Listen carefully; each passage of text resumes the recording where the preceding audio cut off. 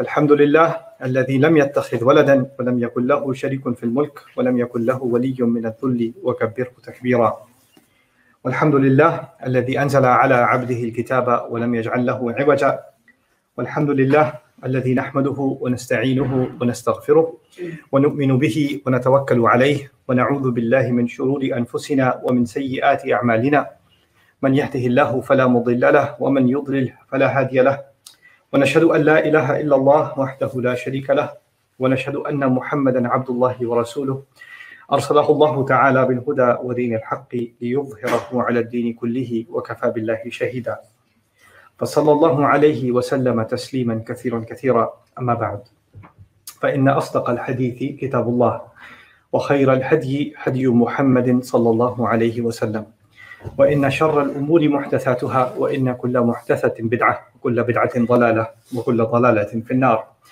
قال الله عز وجل في كتابه الكريم بعد أن أقول أعوذ بالله من الشيطان الرجيم: يا أيها الناس قد جاءتكم موعظة من ربكم وشفاء لما في الصدور وهدى ورحمة للمؤمنين قل بفضل الله وبرحمته فبذلك فليفرحوا هو خير مما يجمعون. اللهم اجعلنا من الذين يفرحون بكتاب الله. رب اشرح لي صدري ويسر لي أمري واحلل عقدة من لساني يفقهوا قولي. اللهم ثبتنا عند الموت بلا إله إلا الله. اللهم اجعلنا من الذين آمنوا وعملوا الصالحات وتواصوا بالحق وتواصوا بالصبر. آمين يا رب العالمين. Today is my fourth khutbah on these two ayat of Surah Yunus. In these ayat I mentioned towards the end of them, Allah Azza wa Jalla said, فَبِذَلِكَ فَلْيَفْرَحُوا هُوَ خَيْرٌ مِمَّا يَجْمَعُونَ. Because of all of that, they should be filled with joy. And based on that statement, I commented that these ayat contain the Quran's prescription for what it takes to be happy. What does it mean to be happy, and what does it take to be happy? And earlier on in this series, I talked to you about how happiness is one of the most, or if not the most common pursuit among all of humanity. Human beings just want to be happy, right? And we've been looking at the Quran's building blocks for this feeling and this goal, if you will, that is different from what we all share already. So the unique elements to this happiness that Allah has outlined. And today is an opportunity to discuss the third of those elements, wahudan. So Allah says the first of them in this series was قَدْ جَاءَتْكُمْ مَوْعِظَةٌ مِّن رَبِّكُمْ. So if you want to hear about that, you can listen to an earlier recording of this series. The second time around was شِفَاءٌ لِمَا فِي الصُّدُورِ. We focused in, zoomed in on the second phrase, healing, for what lies inside of the chest. And now it's the third component that is mentioned, and that is simply a single word, wahudan. And it's remarkable that the first two phrases that Allah mentioned, maw'idhatun and shifa'un, they had additional qualifiers. The scholars of Balagha call it a qayd. So maw'idhatun min rabbikum. The min rabbikum is an additional qualifier. So it's not just counsel, it's counsel from your master, right? So there's a qualification there. Then in the second case, it is shifa'un lima fi sudur. So it's not just any kind of healing, healing particular to what lies inside of our chest, our emotional and our spiritual states. But when it came to guidance, there is no qayd. There is no hudan min rabbikum, for instance, right? Or hudan lakum. There's no qualifier at the end of that. And what that does is tawassu'. It opens things up.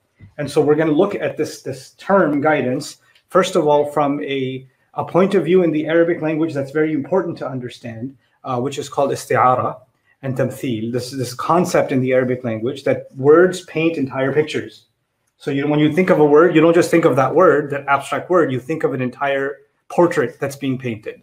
And the word guidance is one of those words. We use it very commonly because it's become a religious phrase, right? So may Allah guide this person, or we are seeking guidance, or the Quran is guidance. And the more commonly we use words, the less thought goes into them. They become second nature. We say them without thinking deeply about them. So today is an opportunity to step back and look at the word guidance for what it is and how it was understood, even outside of the context of the Quran, and then apply that to what Allah Azza wa Jalla is saying here. Okay. So the term guidance or hudan is most directly used for somebody who's traveling. So if you're on a journey and you need directions on where to go, then you are in need of guidance. And of course, anybody who's traveling has a purpose. So when someone says they are in need of guidance or they're following a certain guidance, that necessarily implies that that person has a goal. The destination they want to get to is their goal. right? So you can never have a conversation about guidance without actually having a conversation about a goal. And this is true now. If you think about the journey example, if you think now of any other example in any part of your life, if you want guidance on how to do better in school, your goal is doing better in school, and you're going to get tips from someone, advice from someone on how to reach that goal. That goal became your purpose, right? You can athletes go to a coach to get guidance on how to perform better, to improve on certain weaknesses that they have in their skill set, right? You go to your professor for guidance on a certain chapter that's giving you a hard time. The other chapters, this one's giving you a hard time, you need some extra guidance on it, and your goal is to understand that chapter better. In other words, the association I want you to make in your minds to start with is whenever there's a conversation about guidance, there's always a conversation about what? About a goal, about a purpose at the end. Okay, so the traveler has a purpose. The traveler is not just walking in any direction. The traveler wants to take every single step that takes them closer to the direction they want to get to, the destination they want to get to. So when Allah says hudan, then Allah doesn't have to mention that He gave us a goal. The goal is already understood. The goal already exists. Now human beings have been given guidance on how to attain that goal. And this is really powerful because we in our life have many goals. We don't just have one.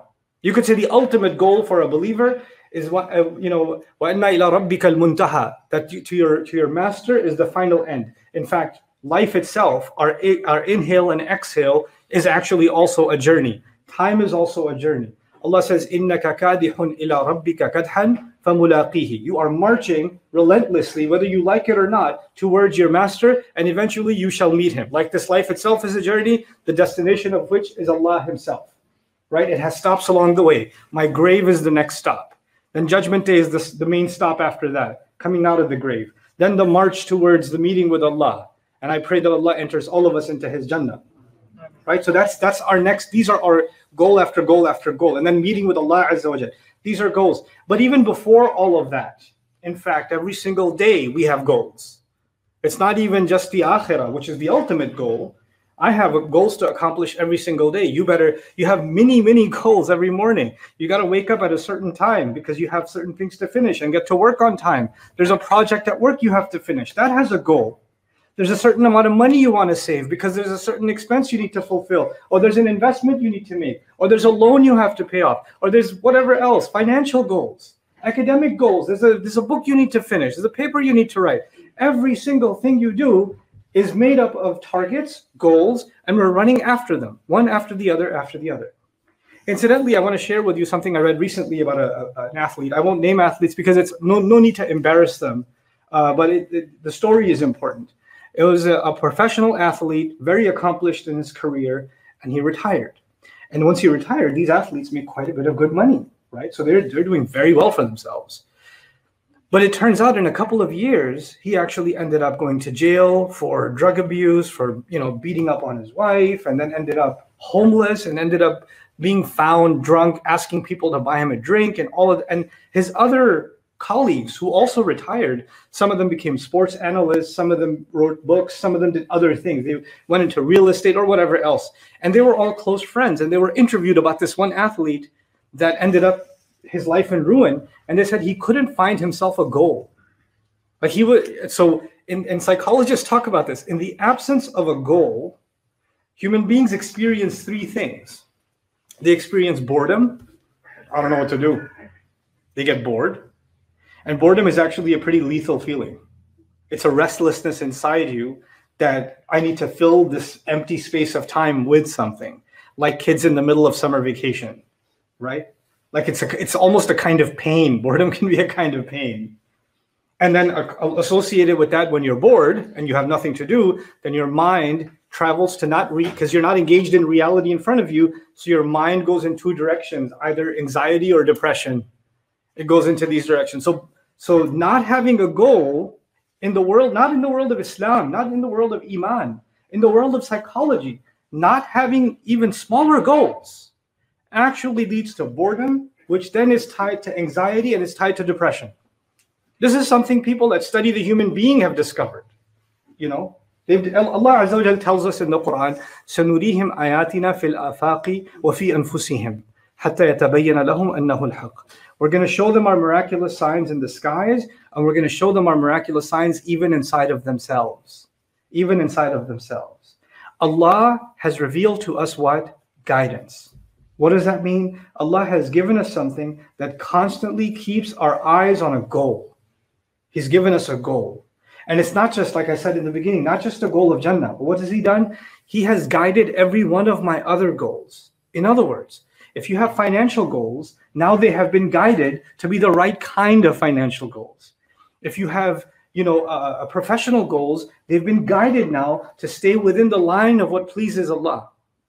That's part of the guidance of Allah, right? So one of the things that guidance does is it doesn't let your goals become the wrong targets. You're not running after the wrong thing. And even if you're running after the right thing, sometimes you can take the wrong approach, right? You want to provide for your family. That's a good goal, but you want to go about it the wrong way. Allah won't just guide you to the destination, which is good. You should be providing for your family, but He's going to guide you in a way that doesn't violate yourself and others in doing so. Doesn't approach haram means. Doesn't approach dhulm. So what Allah has given us in huda, which is again the larger subject of this series, is our connection to happiness. First of all, you can immediately see a connection. People that always have a sense of purpose don't have time to be dwelling, don't have time to sit. And people talk about highly functional people that are otherwise, if they have like a day off, they become restless, right? There are people they're so high functioning and they're so accomplished in life, and they're very happy at work. They're very happy when they're active in sports or whatever else. But give them a day off, just a day off, just relax. They can't do it. It just starts bothering them because they're so goal driven. They're so driven by purpose, constantly driven by purpose, that not having a purpose, even for a day or 2 days, then the vacation becomes a burden. The vacation becomes something difficult. This happens to people that are used to working, men and women perhaps, but also especially I know that among friends at least, men that have a job and then something happens and they lose their job. Right? And in between the time of losing their job and finding the next one, they go through extreme depression, extreme bouts of sadness. Why? Because they feel like they have no purpose. Folks that retire, older folks that retire, they need to have a sense of purpose. And what has Allah given us? He has given us a constant sense of purpose. Other than, like I said in the beginning, we share happiness with the rest of humanity. You don't have to be Muslim to want to be happy, right? So we have something in common with them. Similarly, career goals, professional goals, athletic goals, health goals, those are all goals we share with other people too. So what is Allah adding that they don't have that we have? There's a fadl Allah has given us here that other human beings don't have. Allah has especially given to us. And that's what I want to bring our focus to today, is that Allah has given us a higher sense of purpose. Allah has given us everything that everybody else calls a goal. For us, that's actually not a goal. There's another goal behind it. That's just a milestone. And you should understand the difference between a milestone and a goal, right? Somebody who's in a race and the race is 100 meters, maybe 50 meters is a milestone. But they don't start celebrating once they hit 50 meters. Now they're ready to actually make it to their final goal. You understand? So for us, something like providing for a family, graduating from college, getting a job, getting married, having children, whatever goals you have, all of them, by the guidance of Allah, they actually turn into milestones. They were never your goal. They were just yet another step that you had to take to get to a larger goal. And that larger goal is actually open. And this is the tricky part that I want to make sure everybody here understands, inshallah.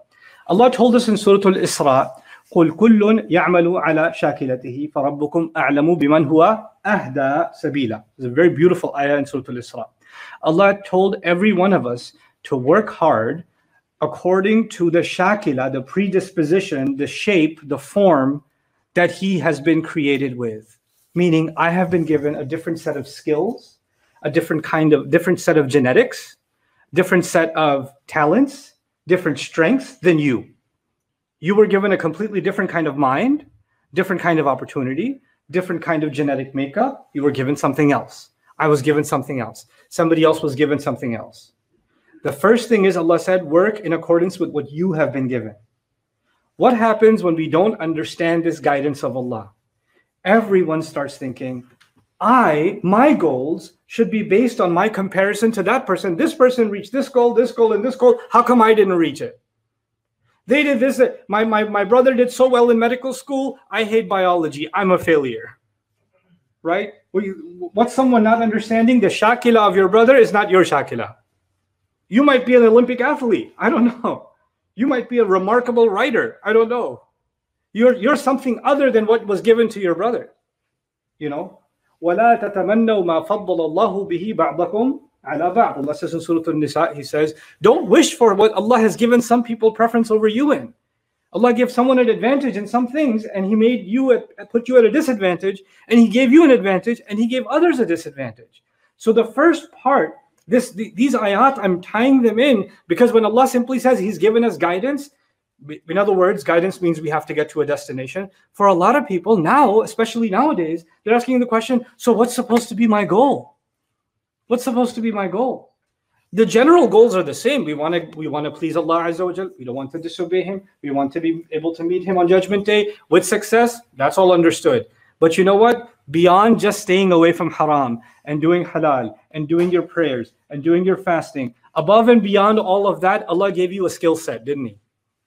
Allah gave you a set of talents, didn't He? And He wants those talents to be guided so that even the worldly things you accomplish, the degree you get, the job you get, the business you start, even that business, even that degree, even that career, whatever you're able to do, that becomes a way of expanding guidance for others too. It becomes a way of goodness being spread in the world too. It's a purpose greater than yourself. It's a purpose larger than yourself. You didn't just accomplish something to make your parents proud. Now that they're proud, now what? Now what do I have to accomplish? Now I'm it's already done. This is all I was fighting for. That's already done. Now I'm pretty much depressed. And now I'm angry because I don't have a purpose. There's a larger purpose. And that purpose has to be designed by you, based on the shakila Allah gave you. And then people come and say, so tell me what I'm good at. No. I can't tell you what you're good at. بَلِ الْإِنسَانُ عَلَى نَفْسِهِ بَصِيرًا. You're refusing to look at yourself carefully. Look at you. Acknowledge the gifts Allah has given you. Allah says, وَأَمَّا بِنِعْمَةِ رَبِّكَ فَحَدِّثْ. What the gifts, the blessing Allah has given you, your master has given you, talk about it. It's not just the external blessings. It's the internal blessings Allah has given you. The talents, the mind, the opportunity, the rizq Allah has given you. Talk about it. And how can you talk about it to someone else if you haven't even acknowledged it for yourself? How can you even do that? So when Allah gave us guidance, He gave us a real, true sense of purpose, a powerful sense of purpose, which is different from the kind of sense of purpose that cultures condition into their offsprings. Cultures condition into the offspring, when you get to this age, you better buy a house. When you get to this age, you better get married. When you get to this age, you better have this job, this degree, etc., etc. These are the goals that one generation, they see successful people accomplish these things, so they want that to be the purpose for their children, right? But the world changes, and these goals change. Societies change. But if young men and women were brought up understanding that you have to define a high sense of purpose for yourself, then they'll stop comparing themselves to everybody else. They'll just have this sense of, I need to accomplish something serious for myself first. I need to accomplish great things. And so the last part of this, which is again part of this word guidance that Allah has given us, is that sometimes a young man or a young woman says, I have an amazing idea. I want to teach the whole world the Quran. I want to do this. Like big goals. Which it's amazing that you have big goals. It's a really cool thing to have big goals. It's a really great thing to have vision. But you know what happens sometimes? You're sitting at a park bench talking about transforming the world, and 3 years later, you're sitting at a park bench talking about transforming the world. And man, inshallah, my goals are really, what have you done for those goals in the last 3 years? No, but I have these goals, inshallah, as soon as the opportunity opens up. You know what? The one who's traveling doesn't say, I know this city is 1,000 miles away, but I'm going to get there. Oh, I'm going to get there. All right. Yeah, but did you take a step yet? No. But as soon as I find a rocket ship, I'm going to... Why can't you take a step? Why can't you take a step? The fact that you don't take a single step towards a goal. And what are the first steps? The first steps are to prepare yourself. You want to be a great teacher. Before you become a great teacher, you have to be an incredible student. Where's your eagerness to become an incredible student? I want to do a lot of da'wah. I want to preach about it. Okay, great. You want to give a lot of da'wah. But you know what? Before you give a lot of da'wah, you better take some da'wah yourself. And you better immerse yourself in learning. You better immerse yourself in what you want to become good at. So when you set up a higher goal, the first milestone, because we talked about milestones, the first milestone is actually conquering yourself, overcoming your own laziness, overcoming your own self-doubt, overcoming your own lack of belief in yourself, overcoming your own, lack of willpower to struggle. As soon as a struggle becomes difficult, you sit back down. Yeah, my goals are still really, really amazing though. But I ran out of breath a little bit. Yeah, okay, fine. You ran out of breath. Sit down, catch your breath, get back on it. Let's go. We have goals to accomplish. Life is short. You got things to do. This is actually part of the meaning of وَتَوَاصَوْا بِالْحَقِّ وَتَوَاصَوْا بِالصَّبْرِ. Sabr, grit, resilience, is we're counseling each other to the truth. We're pushing each other to push, because nobody can push me further than I can push myself. But the moment I'm losing a little bit of steam, I have a support system around me, somebody around me that says, no, you can do more. You can push yourself more. And so when Allah says, قَدْ جَاءَتْكُمْ مَوْعِظَةٌ مِّن رَبِّكُمْ وَشِفَاءٌ لِمَا فِي الصُّدُورِ وَهُدًى, and guidance, then the guidance is in the word of Allah. The guidance is how valuable you see yourself. The guidance is how every one of your goals turns into a milestone for something even bigger and bigger and bigger. So you don't think small like other people do. You don't think small. And when you don't hit a single milestone, you don't feel like that's a failure, because that was never your goal anyway. That just means it'll take you longer to get to that milestone. So if people are getting ahead of you in worldly things, you're not feeling like you missed out on something in life. That's not your thought process at all. Because and even if you got well ahead of everybody else, you're not looking back at everybody who you left behind and going, look at how far from those guys I've come. Man, we started at the same place, but look at where I am, and look at where those guys still are. You don't feel a sense of accomplishment because you think you've beat somebody else, because the only one you're conquering is yourself. You're pushing yourself. And this sense of guidance is self-driven. Yes, we should have a support system if we can. But at the end of the day, we are the religion of Ibrahim alayhi salam. We are the followers of the prophets. And the prophets did not have a support system. They had drive within themselves. They had iman within themselves. So stop waiting for someone to pick you up. Stop waiting for someone. Could you tell me something to motivate me? This is a sickness. Tell me something to motivate me. Allah has given you already maw'idha. Allah has given you already shifa' lima fi sudur. Allah has given you huda already. He's given you those things. You're just sitting there waiting as if somebody else is going to say it, and then finally it will have an effect. That's because you underestimate yourself. And Allah would not give these valuable gifts. See, look at how much Allah has done ta'zeem of the hiba, right? The gift. The gift here is the Quran. It's maw'idhatun min rabbikum, shifaa'un lima fi sudur, hudan. It's a remarkable gift, and a great gift is not given to someone who's not worthy. So the wahib is mentioned, the hiba is mentioned, the gift is mentioned, but the mawhub, the one the gift is given to, is valuable. If you weren't so amazing to Allah, why would He give this to you? If you weren't worth it, and you weren't capable of carrying it, why would you have it? Why would you be given this gift? You are chosen to be able to carry this responsibility and to live up to some amazing good things. Some amazing things, which starts with pushing yourself. I have to start with pushing myself. And the moment we start sitting back and forgetting that we have a higher goal to accomplish, and we start becoming petty and narrow-minded, like others around us that you should only feel sorry for. They seek financial, social, shallow goals. Goals of how many followers do you have, or how much money have you saved? What kind of car do you have? Like, these are shallow goals. And when these become goals, then what's the difference between us and the people who have been given this remarkable gift? We've been given something way bigger to seek after, to seek our purpose after. So I pray that every one of you is able to find true purpose in this life based on the talents, the gifts that Allah has given you, and you're able to pursue that within the guidance of Allah Azza wa Jal, and that you're able to find the willpower and the strength to really refine yourself, to beat yourself up, to truly, enable yourself to meet your full potential. This is the last thing I'll share with you. لا يكلف الله نفسا إلا وسعها. Allah did not burden any person except with their own wus'aha.